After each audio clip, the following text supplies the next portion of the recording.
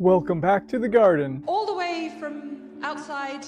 And yes, we're coming to you from outside. This is garden therapy. Before we get started, please don't forget to like, subscribe, and smash that bell for alerts. Today is the first of a three-part series where we will explore the connection between the mind and our body and how that intertwines with the world of gardening. This week, we're going to focus on chiropractic medicine. So get ready to uncover powerful relationships between gardening, the garden, and chiropractic medicine and how they contribute to our overall well-being. Dive into specifics. Let's first talk about what is a mind-body connection. Concept of mind-body connection, it's the idea of that our mental state and our emotions can influence our physical health and vice versa. Bond between our thoughts and our bodies is undeniably strong, and harnessing this connection can lead to a more balanced and a healthier life. Gardening allows us to escape the hustle and bustle of daily life, connecting us with nature. The physical activity involved in gardening releases endorphins, which are natural mood boosters. Plus, being exposed to sunlight while gardening helps our bodies produce vitamin D, promoting bone health and a more positive mood. Chiropractors use hands-on adjustments to manipulate the spine, promoting proper alignment. This not only helps alleviate physical discomfort, but can also have a positive impact on your mental state. When the spine is aligned, the nervous system functions optimally, allowing for better communication between the brain and the body. So how do gardening and chiropractic care intersect? It's all about fostering a holistic approach to well-being. Engaging in both practices can enhance the mind-body connection by addressing physical and mental aspects simultaneously. I'm going to ask Dr. Steve a few questions. The mind-body connection. First question, can you explain the concept of mind-body connection and how chiropractic might influence it? Yeah. Most recently, chiropractic has been more pigeonholed toward treating neck pain, back pain, headaches, these types of things, musculoskeletal conditions, of which we have great success at helping people with. Traditionally, chiropractic, when it was established in 1895 by D.D. Palmer, what he recognized is that when he made that first adjustment, he was really, over time, recognized that he was connecting man, the physical, with basically man, the sort of spiritual, if you will. They noticed that people had not just better sort of physical health in terms of aches and pains, they noticed was that it treated the whole body. The benefits that the patients received was oftentimes because of the certainty of the chiropractor. That they were taking care of people, not just again to get that kink out of the neck, but they were looking at reestablishing that person's health by reconnecting man the physical and man the spiritual. Now there's all these other allied professions that are kind of tapping into that whole mind-body connection, right? You see it from the Deepak Chopras to the Dr. Oz's and all of these guys. Well, this is literally the stuff that we've been saying as chiropractic profession for 125 years. And so really you cannot separate man the physical with man the spiritual, or man, the mind body, And traditionally they use the term spiritual, and it has a little bit of a sort of a religious connotation, but that's not the intent. They really recognized it was, mind body. One of the things that put chiropractic on my radar is, I was in an automobile accident many years ago when I was, 16 years old, and I've had chronic back pain really ever since. When you think of somebody that's in physical pain a lot, where, you can't tie your shoe, you can't pick up your kid, what kind of impact does that have on somebody's, I know you're not a mental health expert, but, what type of impact does that have on somebody's life? And one of the first things that we ask about is not just tell me about your pain, but tell me how this pain is impacting your life. If it's affecting things you enjoy, if it's mountain biking or golfing, people will tend to do two things. They'll either try to increase their tolerance to that, or they'll start eliminating things from their lives. And really what that speaks to is basically decreasing the quality of their lives. Sometimes I see what happens is that quality of life diminishes so slowly over time, people are almost unaware. And so they get into sometimes even a bit of a depressive state because they can't get to their Zumba class, or they can't go for a walk with their friends. They're not getting outside, they're not socializing. So that's where, again, we can't separate those physical aches and pains, the limitations that those things produce, and then the natural consequence of being upset or depressed or sad because you can't participate anymore. We want to have some very targeted goals that generally revolve around quality of life, right? Which speaks to that mental state. But sometimes one of the bigger things that we talk about is in looking at those elements, those lifestyle elements that we're trying to reestablish, is actually giving them hope. Hope, optimism, the belief in tomorrow, that's all things that gardening can help you with as well. You don't start a bunch of seeds thinking that they're going to fail and hoping they don't grow. You hope they grow, and you're going to be as optimistic as possible and positive as possible. And gardening helps feed into that positive attitude. And so when people don't have hope, that's where they start to regress. You know, anxiety, depression, as I said, those are two things that are just rampant in here. And when we talk about man, the physical, and man, the spiritual, right? You're not moving your body, you're not stimulating your mind. If your body is not growing, your mind isn't growing, right? You feel those limitations.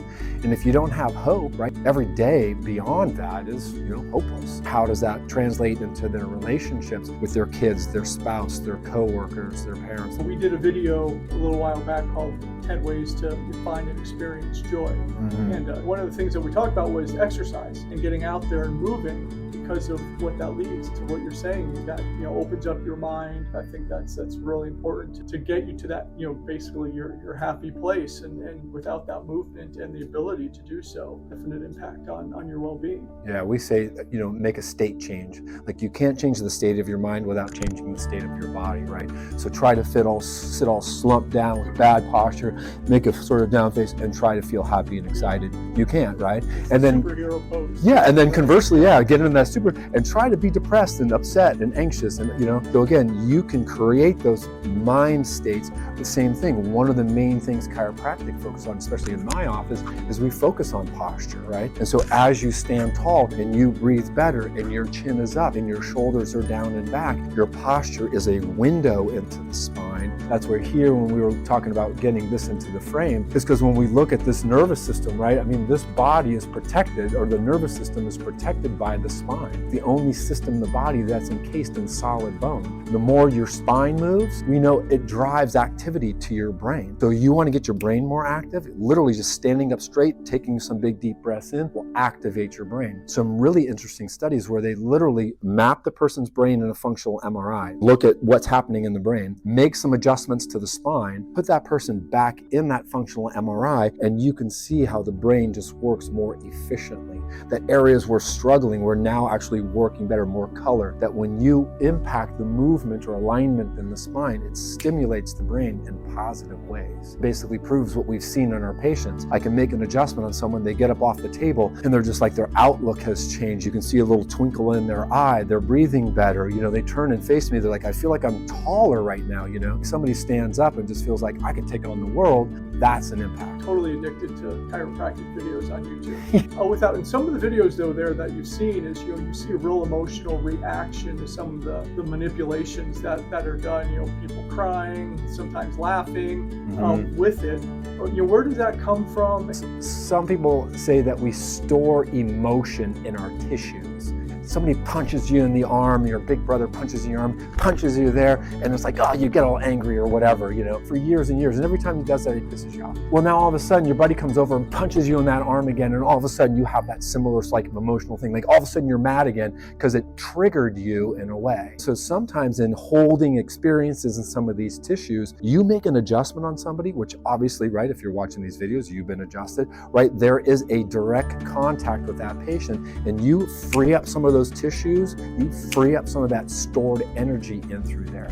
So you'll see somebody burst out laughing. You'll see somebody start crying. And so really, it's funny, those two examples are really probably the most common ones. But every time it does happen, it is significant. The significant part to me is that they're laying there, they're crying, and they don't know why they're crying. You've heard of the term psychosomatic, right? So psycho meaning mind, somatic and soma meaning body. Well, you can say psychosomatic or somatopsychic. It's that link between the physical and the mental emotion. You strike a nerve, so to speak, you can elicit some of those deep emotional response. And for some people, that healing process is they need to cry. But there's always this sort of emotional, and after we've had that release, right, there's always this, letdown in a way, right? It's like, that felt good, right? This is that parasympathetic part of our nervous system. Rest and digest. We're in that resting state. What does our body do? Heal. The opposite here, this says sympathetic, that's the fight or flight response, right? So we have this delicate balance between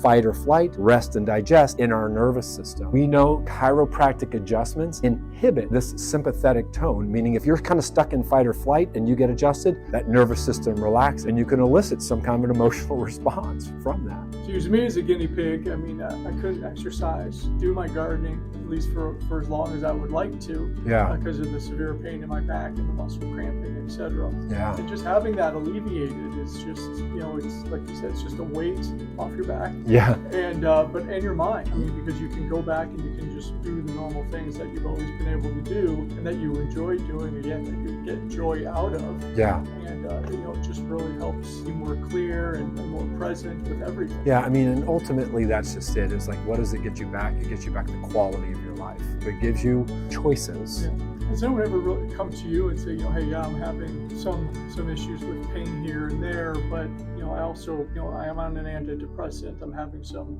emotional, mental stress in my life. How can you help me with that? That definitely happens more. I do hear that. First tell them, no, well, I'm not a psychotherapist or psychiatrist, but almost tell me what's stressing you out. And if it's work, family, the pain that they're in, right? So to address those things in a way, to set some realistic goals for them. And again, I go back to giving people hope, because I just think that above all else, as people have hope, they're going to find strategies even on their own to be able to search a little deeper into themselves. I see lots of people who have these types of problems, and this is what I found. When they do X, Y, and Z, this is what makes a big difference. And we will recommend that people take maybe certain supplements that can help with that.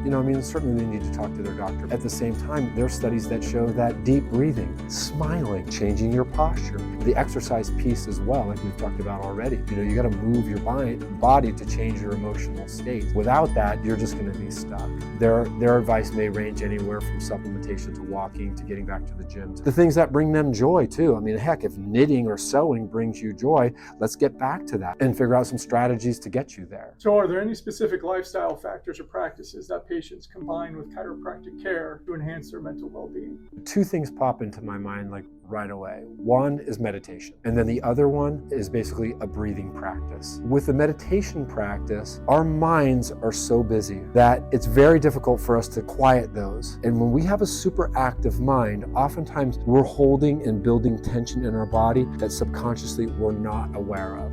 We did have a video on mindfulness and mindful gardening, doing activities that are mindless, picking peppers, pruning branches off, and just so all you hear is the snipping and the birds and the bees and the buzzing, and you're really just focusing and you're just in present at the moment. There are a lot of resources to give you guided meditations. If it's putting your earbuds in, blocking things out, finding that little spot in the room, your favorite chair in a place where you won't be interrupted. I myself personally meditate 10 minutes every morning. I get my stuff together, I have my cup of coffee, I get into my comfortable chair, I put the earbuds in, pull up the meditation, I get into a good comfortable position. My entire family is still asleep, right? Nobody's up. Maybe the dogs sit next to me, and then that's my time. And because I've developed that habit, I can do that. I like your idea too, because sometimes, right, you can do a meditation that's not the sitting there with the om under the tree or with an app or whatever breathing, but it can be the clip and the snip of the peppers. It can be standing out on your back deck for 3 minutes, watching the birds fly by, the hummingbird that stops there, listening to the water in the brook that's over here. It's just looking at the trees, seeing the leaves move for a little bit. I mean, it's all those little things. Walking meditations where you're just looking around and not necessarily thinking about anything, but you're just taking your environment in, quieting your mind. But you're really doing something that you like. For me, that's just it. If you don't like sitting still for 10 minutes, right, and you don't like doing that, well, you're not going to do it. But if you like being out in nature and you like being in your garden, it's like, well, that's your meditative time. But pick your time wisely. You must choose wisely. Because that's when you're going to get the most out of it. As we've explored today in this first part of a 3-part series regarding the mind and body connection, that the mind-body connection is a powerful force that can be nurtured through practices like gardening and chiropractic care. Remember, taking care of your body has a direct impact on your mind, and vice versa. I want to thank Dr. Stephen Long for his time and thank all of you for joining us. In the filming of this video, 2 topics in particular came up over and over again that we've made videos on before. Number 1 was experiencing joy, and the second video on mindfulness. Please, if you haven't checked them out already, I'll link them right here. Again, thanks again, and we'll see you next time.